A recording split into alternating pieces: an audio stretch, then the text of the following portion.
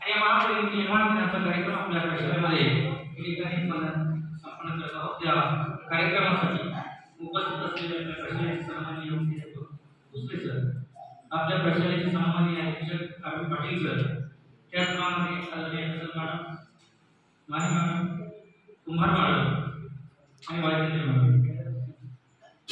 तर या कार्यक्रमाचं अध्यक्षस्थान आदरणीय पाटील सरांचं होतं, पण स्फूर्तीसाठी महाराष्ट्र राज्यात एवढी मोठी स्पर्धा असताना आपल्या अध्यक्षपदाच्या सहज त्याकडे व्यक्तिमत्व त्यानंतर पाटील सरांच्या स्वरूपात आज मला लागतं आणि त्यांची रिकामी झालेली खुर्ची स्वतः त्यांनी रिकामी करून ती खुर्ची माझ्याकडे दिली, त्याबद्दल प्रथम त्यांचे आभार मानतो। त्यानंतर या महापरिनिर्वाण दिनानिमित्त मला लेखनामध्ये खऱ्या अर्थानं बाबासाहेबांची उत्तम अशी प्रतिमा ज्या विद्यार्थ्यांना साकारली, त्या प्रतिमेकडे पाहिल्यानंतर बाबासाहेब एका पुस्तकामध्ये वाचताना दिसत आहेत आणि वाचत असताना त्यांनी विचारमग्न अवस्थेमध्ये ती वाचत असल्याचं या भावपूर्ण मुद्रेतून आपल्याला दिसतं। ही भावपूर्ण मुद्रा हलकावरतीच्या विद्यार्थ्यांनी साकारली, तो याचा दहावीचा विद्यार्थी रोहित गायकवाड याचंही विशेष कौतुक।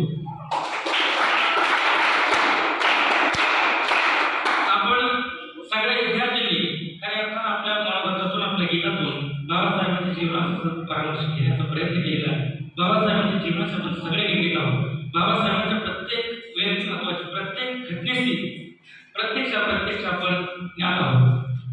पाटील सरांनी सांगितले की बाबासाहेबांचा कार्यकाल सगळ्यात तुम्हाला आम्हाला जन्मापासून माहिती आहे, पण बाबासाहेबांचा कार्यकाल माहिती असताना बाबासाहेबांच्या कार्यकालानुसार त्यांचे विचार प्रणालीनुसार आपल्या आयुष्यामध्ये आपण बदल घडवून आणतो का, त्या विचारसरणीला प्रेरित अशी आपली वर्तणूक असते का, याचा विचार करण्याची वेळ असल्याचं आदरणीय भोसले सरांनी आपल्या भाषणातून सांगितलं। मी बाबासाहेबांच्या आयुष्यातील काही प्रसंग तुम्हाला माहिती आहे। बाबासाहेब वर्गाच्या बाहेर बसून शिकले, बाबासाहेबांना वर्गात शिकता आलं नाही, पण बाबासाहेबांची लहानपणापासूनची विचारसरणी अशी होती की मी या परंपरेला इतिहास पुढे कधीही चालू देणार नाही, तो इतिहास बदलून मी माझ्या भीमराव नावाचा नवीन इतिहास निर्माण करेन आणि गुलामांना त्याच्या गुलामगिरीची जाणीव करून त्याच्या गुलामगिरीतून मुक्त केल्याशिवाय राहणार नाही आणि गुलामगिरी मुक्त माणसाचा इतिहास माझ्या नावावरती लिहिल्याशिवाय राहणार नाही, या प्रयत्नाने बाबासाहेबांनी स्वतःला सपोर्ट केला आणि लहानपणापासूनच बाबासाहेबांनी इतिहास बदलण्यासाठी प्रयत्न केला। वर्गाच्या बाहेर बसणाऱ्या बाबासाहेबांच्या शाळेचा पहिला दिवस विद्यार्थिनी म्हणून या ठिकाणी साजरा केला जातो। पण बाबासाहेब घडले यामध्ये सगळ्यात मोठं जर योगदान कोणाचं असेल, त्यांचे गुरु असतील, त्यांचे मार्गदर्शक असतील, त्यांनी मानलेले अध्यात्माचे गुरु असतील, त्यांच्या आयुष्यामध्ये ज्यांच्या विचारसरणीने ते प्रेरित झाले ते महात्मा ज्योतिराव फुले असतील, संत कबीर असतील, या सगळ्यांच्या आयुष्याचं मोल बाबासाहेबांच्या इतिहासाला नवी दिशा नवी प्रेरणा देण्यासाठी निश्चित रोवणकारी ठरलं। पण या भारतामध्ये भीमराव घडण्यासाठी सगळ्यात मोठं जर योगदान दिलं असेल तर ते रमाई नावाच्या एका संतावती महिलेने दिले। बालविवाहानंतर रमामाता ज्यावेळेला बाबासाहेबांच्या आयुष्यामध्ये आल्या आणि बाबासाहेबांच्या आयुष्यामध्ये आल्यानंतर रमामाता इतक्या कणखरपणे बाबासाहेबांच्या पाठीमागे उभा राहिल्या। तुमच्या माहितीसाठी सांगतो, आज तुम्ही बघा तुमच्या आई तुमचे वडील यांचं नातं तुम्हाला माहिती असेल, एखाद्याचे वडील पिऊन पडत असतील तरी पिणारा वडील जर इकडे तिकडे पडला तरी त्याची अर्धांगिनी त्याला माळ सोडून पुन्हा आपल्या घरी येते आणि घरी आणल्याशिवाय घास शिवत नाही। बाबासाहेबांचं आयुष्य मात्र याहीपेक्षा वेगळं होतं। बाबासाहेब इतके उच्च शिक्षित होते, बाबासाहेब परदेशामध्ये शिकायला जात होते, बाबासाहेबांनी परदेशात अध्ययन घेतलं होतं, पण बाबासाहेबांची पत्नी रमामाता जी सुशिक्षित होती, जी बुद्धिमत्तेने सुंदर होती, बुद्धिमत्तेने विद्वान होती, त्या रमामातेला मात्र बाबासाहेबांचं विधान अनेक वेळेला सहन करावं लागलं। एक दिवसाचं नाही, 2 दिवसाचं नाही, अनेक दिवसांचा विधान त्यांना सहन करावं लागलं। तुम्हाला सगळ्यांना माहिती आहे, जर चुकून आपल्या बाबा उशिरा घरात आले, आत्ताच्या काळामध्ये मोबाईलचं एक फार जबरदस्त आलं आणि त्या मोबाईलमुळे माणसाबरोबर डायरेक्ट संपर्क व्हायला सुरुवात झाली।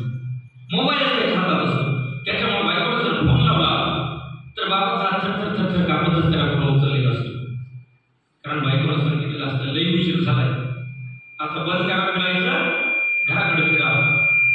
किती वाजले?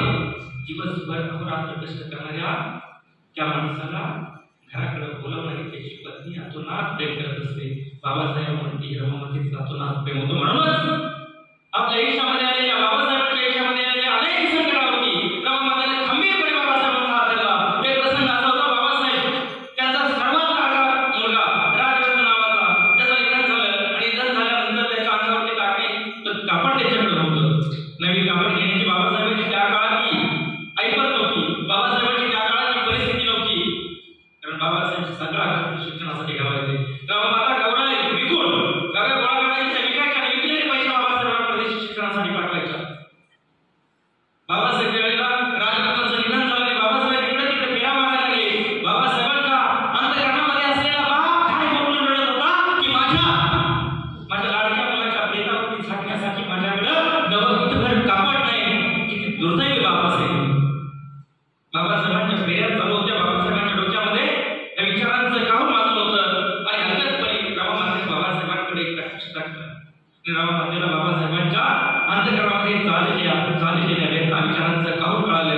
ज्या पत्नीला स्वतःच्या पतीच्या डोक्यामध्ये असलेल्या विचारांचं वेदनांचं गाऊन कळतं ती खरी त्या माणसाची अर्धांगिनी असते. राममाता बाबासाहेबांची अर्धांगिनी होती. त्यांना कळालं की बाबासाहेब दुःखी झाले.